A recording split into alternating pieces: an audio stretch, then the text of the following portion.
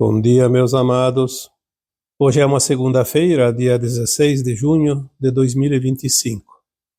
Nas segundas-feiras nós estamos criando já o hábito de responder, porque são muitas perguntas.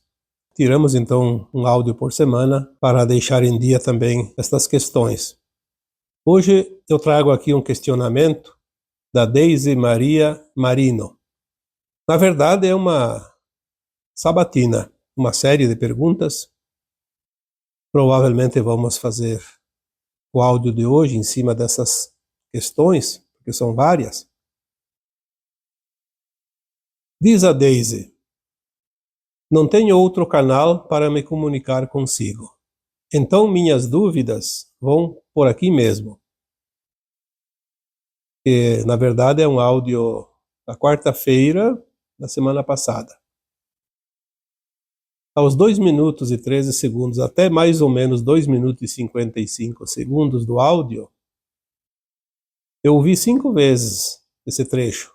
O Senhor diz que não tem como a fonte, que é Deus, o Criador, o Todo, não tem como saber como é viver, criar na terceira dimensão. Só através de nossas experiências. Ora, mas se isso equivale a dizer que a fonte, o Todo, tem uma limitação? Como assim? O Senhor diz que apenas com a nossa experiência que todas as mônadas, almas, etc., saberão como é. Parece um paradoxo ininteligível. Bom, esta é a primeira parte das perguntas, depois tem mais. Vamos aqui em partes, então, senão não tem como responder de uma forma mais clara, porque são perguntas realmente interessantes. E nós sempre dizemos aqui que as dúvidas de um podem ser a dúvida de muita gente. E é verdade, quando nós falamos aqui naquele áudio que a fonte criadora, que nós chamamos de Deus, não tem ideia do que é criar num planeta como a Terra, num mundo de provas e expiações. Por isso foi criado o planeta e almas vieram para cá para experienciar. Essa experiência o Criador não tem, até porque o Criador não é uma entidade. O Criador é uma consciência. Já falamos aqui tantas vezes. A fonte criadora é uma consciência, é o todo, mas ele cria incessantemente. Por isso, já responderia essa pergunta. Se o todo cria incessantemente, é óbvio que tem coisas que precisam ser criadas, e não é só a fonte que cria. Todas as sementes que saem da fonte servem para espalhar para os mundos, para os universos infinitos, aquelas consciências que são entidades criadas na fonte, que vão lá experienciar. Aquela experiência volta para a fonte depois, porque são consciências. A ligação que nós temos aqui nesse planeta, tão longe da fonte, leva para a fonte em tempo real tudo o que nós experienciamos. Cada emoção que eu sinto, cada emoção que você sente, cada emoção que o vizinho sente, vai ser remetida para a fonte criadora, através das nossas versões de alma mais elevadas que compõem a nossa mônada. O Criador não tem noção do que vai ser criado amanhã, porque ele cria o tempo todo no tempo integral, no agora, no presente momento.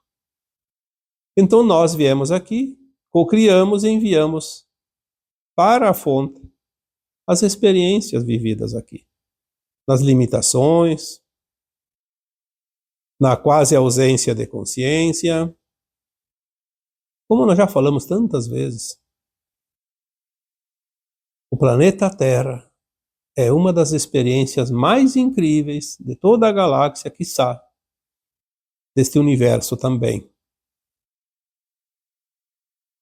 Não é um paradoxo ininteligível, pelo contrário, é tão lógico, é tão palpável isso, Porque se tem alguém que tem a responsabilidade para comandar uma equipe de trabalho, vamos supor que uma equipe tenha 100 pessoas e tem um responsável. O responsável é o que coordena tudo, que dá as condições para a equipe trabalhar. Mas cada trabalhador daquela equipe vai fazer uma tarefa. E a soma de todas as tarefas, de todos os 100 participantes desse grupo, é que soma o resultado buscado. O Criador é o tudo e nós somos parte desse tudo. Nós criamos, somos os prepostos da fonte criadora, porque de lá nós viemos e para lá nós enviamos as experiências. Da continuidade aqui da questão da Daisy, diz o seguinte: Kardec sempre asseverou que devemos ter fé raciocinada. Por isso questiono, como o Criador cria e não sabe o que está criando? Olha, o Kardec codificou o Espiritismo e trouxe um consolo para as almas que acreditavam que nascia, crescia, morria, acabava tudo. Era o céu e o inferno eterno, porque as religiões diziam assim e as pessoas acreditaram. E o Kardec veio e codificou esse Espiritismo e mostrou para nós, com provas, com experiências de uma equipe grande de médiuns, que a alma é imortal e que só o corpo perece. E que nós estamos aqui fazendo uma roda de samsara através das reencarnações sucessivas para aprender aquilo que nós precisamos aprender aqui.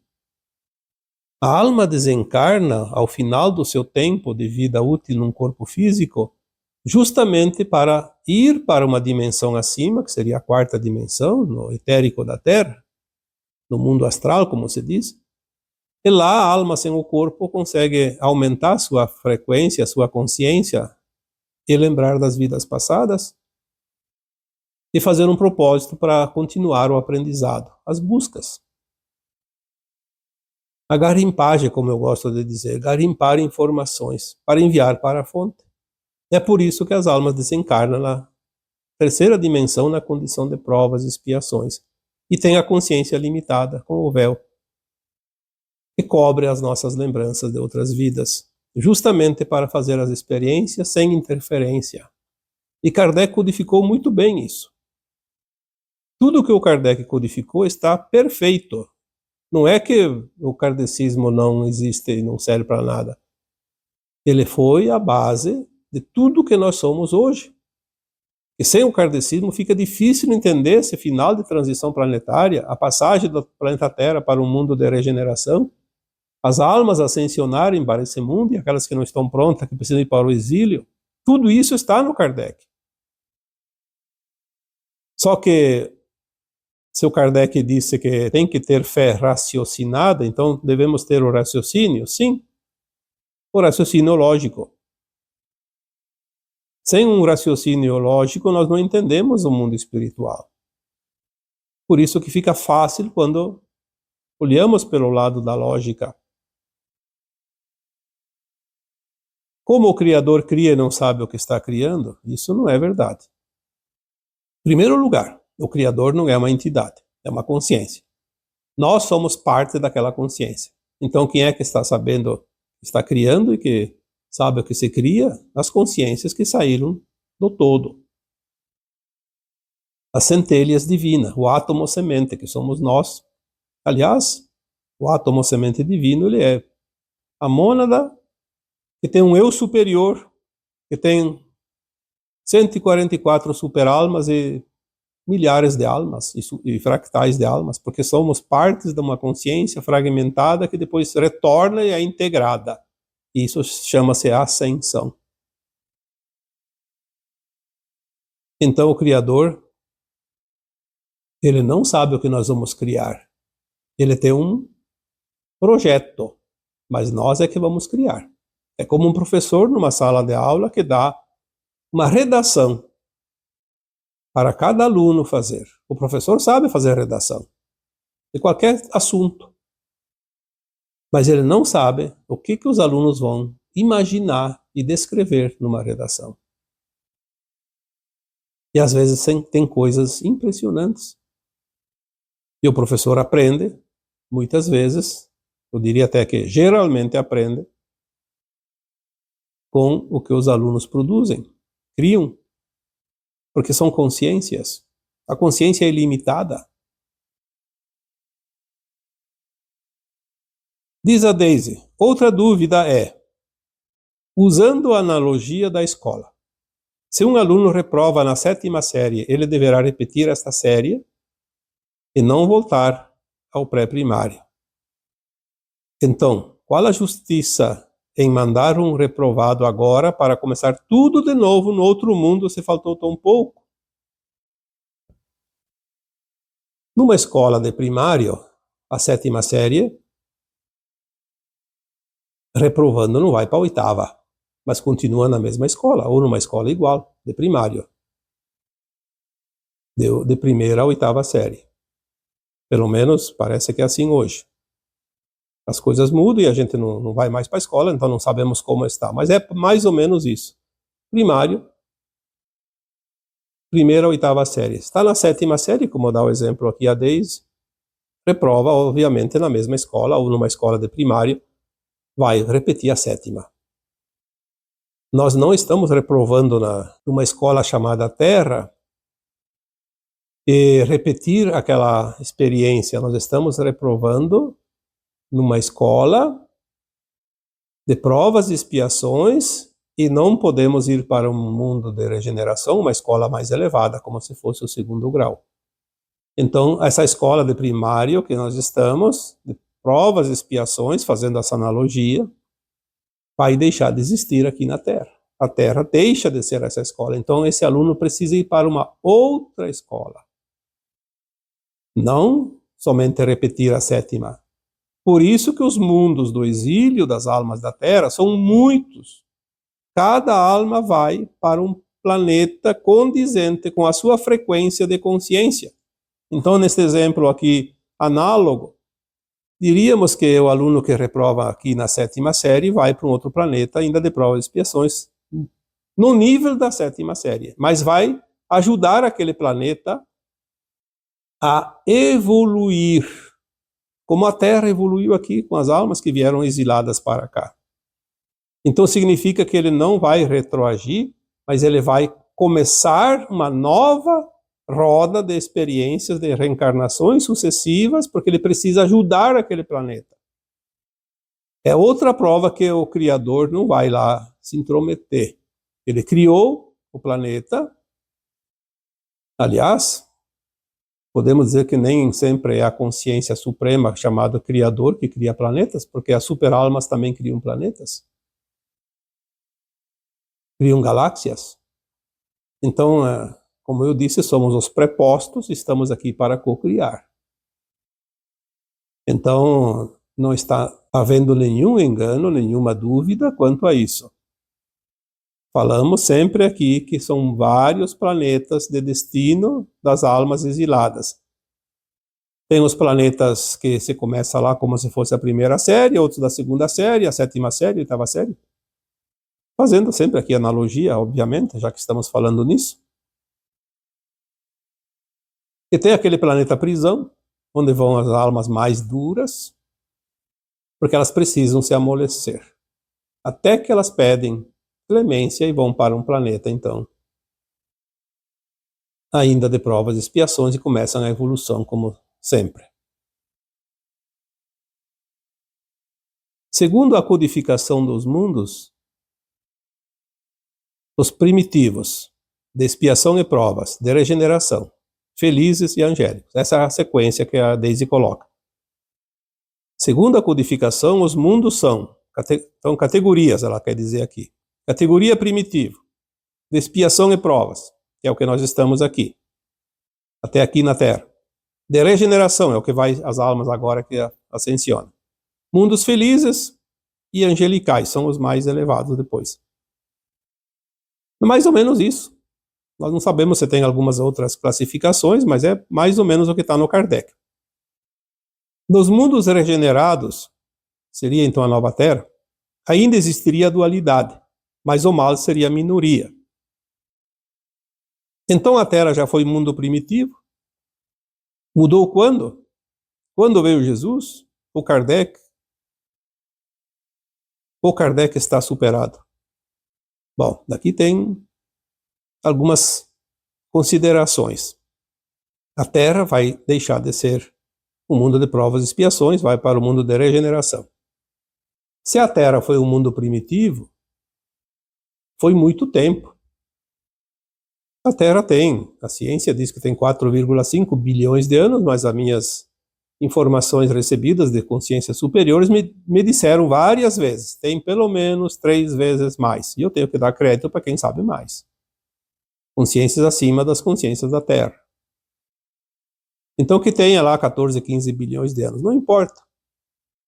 Esta raça humana, humanoides humanos, como nós somos hoje, segundo as orientações que nos foi passado, dizem que chegaram aqui, começaram aqui há 1,5 milhão de anos. É muito pouco tempo perante o tempo que a Terra existe. Então, se houve civilizações na condição da Terra de mundo primitivo, obviamente foi anterior. Nós não temos como saber isso. E também não tem muita importância por enquanto. Um dia nós vamos saber. Quando a nossa consciência se elevar, ascensionar junto com o tempo, nós vamos ficar sabendo. Não precisa ninguém contar.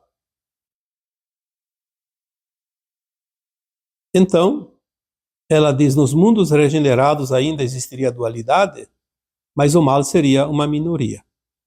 A dualidade, ela existe em todos os mundos, inclusive nos angelicais. A dualidade não significa o mal e o bem. A dualidade significa a luz e sombra. Eu coloquei um áudio aqui há pouco tempo dizendo que a luz precisa da matéria escura, que significa o quê? Da sombra. Sem a matéria escura, a luz não cria nada, é a matéria-prima. O problema, o mal, é quando essa matéria escura ela é elaborada com anomalia. Significa o quê? Aquela alma que tem uma consciência, e a consciência é luz, ela resolve criar coisas que não são éticas. Então ela coloca uma anomalia. Anomalia é o mal. E daí nós temos aquilo que nós chamamos de o bem e o mal, que resulta então do uso dessa matéria.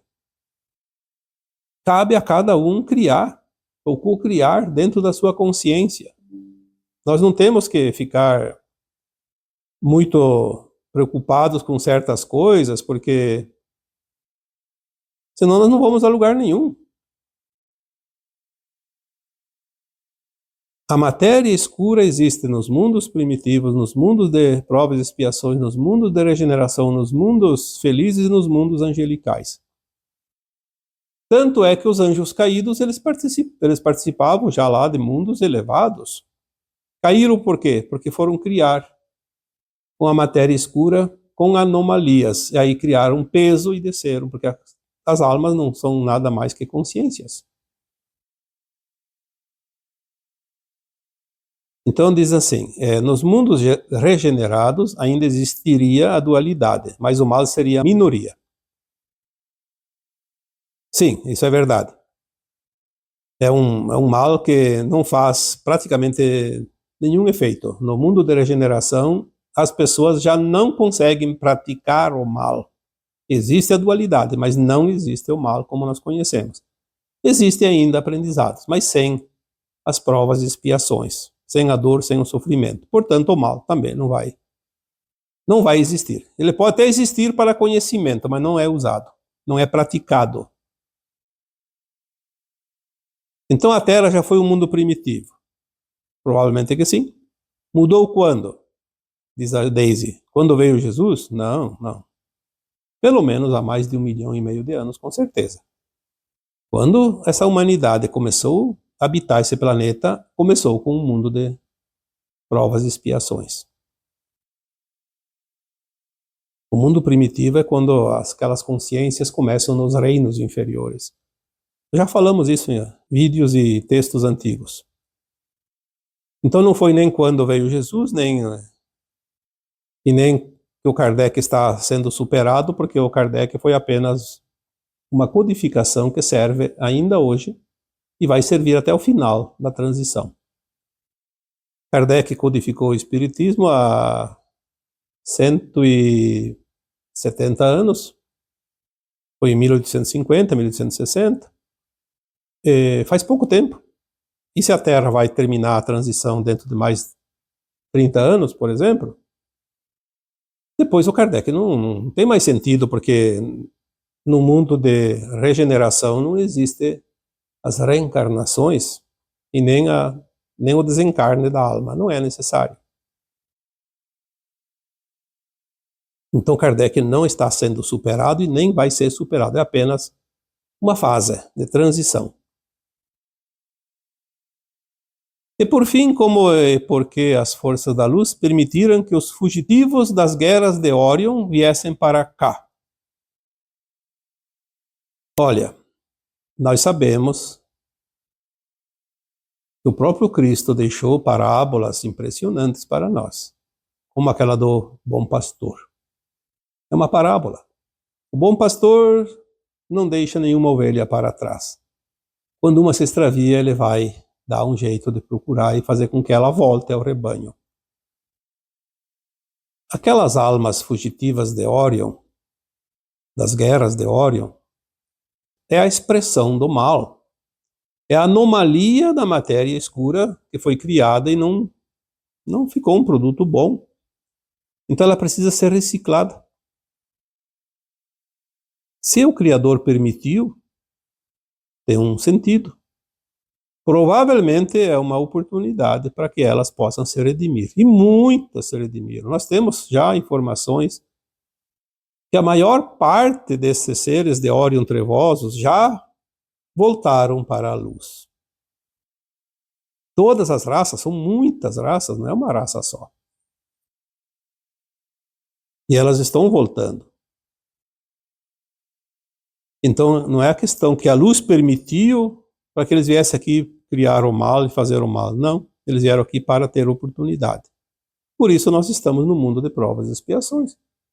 Quem se sujeita às regras do mal vai ter que consertar depois. Seguindo as perguntas da Daisy, não bastavam os nossos próprios problemas e aprendizados? Claro, já temos bastante problemas, vêm as trevas. Mas quem é que se deixa levar pelas trevas? Só quem tem a consciência instável. Pelo ego, pela vaidade, pelo orgulho, pela vontade de vencer sem muito esforço. Quem faz as coisas certas, as trevas não conseguem fazer nada. Impossível. Por isso, culpar as trevas é uma desculpa bastante esfarrapada, como se diz. Não bastavam os nossos próprios problemas e aprendizados? Falharam? Não, as forças da luz não falharam. Se as forças da luz tivessem realmente que impedir, simplesmente podiam impedir. A luz tem mais força que a sombra. Onde a luz está, a sombra não se cria. Foi permissão para dar oportunidade às ovelhas perdidas, para que voltasse ao rebanho. Então a luz não falhou. Seguindo, essa história de que nossa amorosidade poderia iluminar os escuros me parece obscura.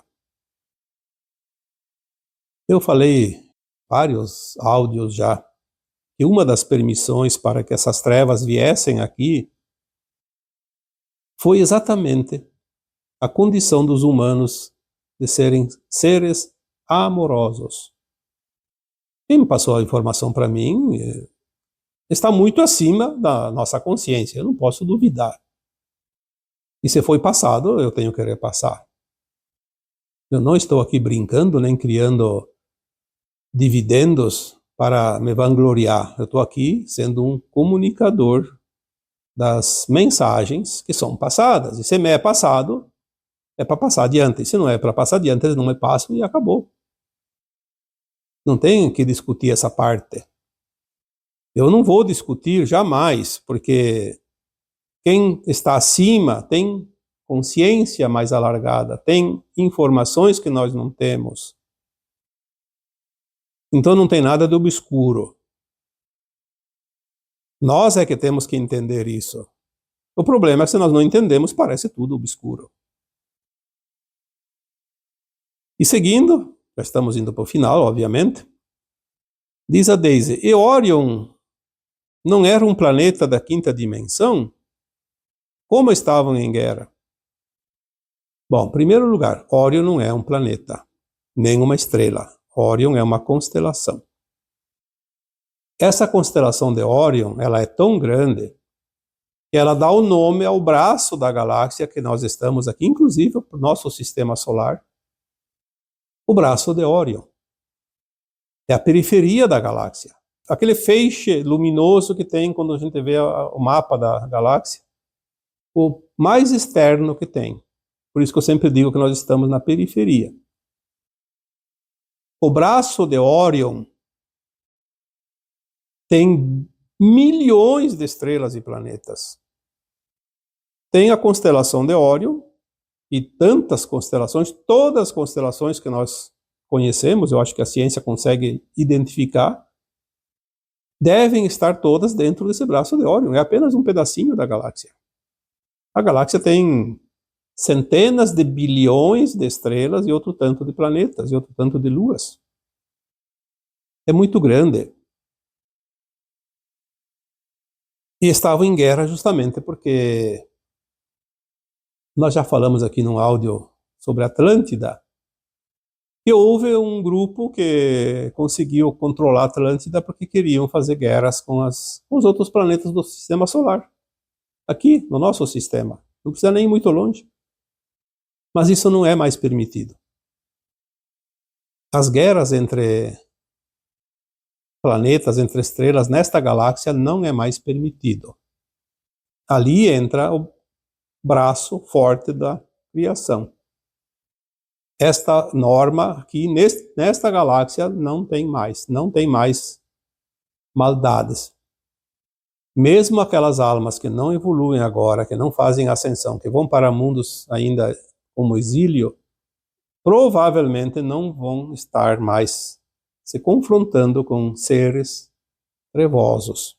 É apenas provas e expiações sem a interferência das trevas. Por isso, os exilados da Terra que não estão em condições de conviver naqueles planetas terão um planeta prisão só para eles.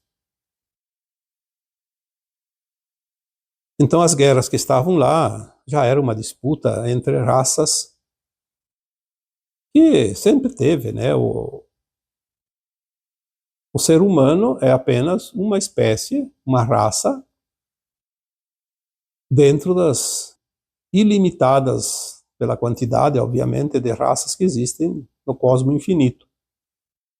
Mas como tem a dualidade em todos os lugares, aquelas raças ali de Orion também tinham a dualidade. A luz e a sombra resolveram exercitar a sombra. Por isso, caíram na desgraça. Então seria isso. Aqui eu respondi as perguntas da Daisy. Na verdade, é uma série de perguntas, mas é sempre assim. Nós temos, de vez em quando, que juntar um punhado de perguntas e colocar num áudio, porque responder aqui por escrito fica muito difícil.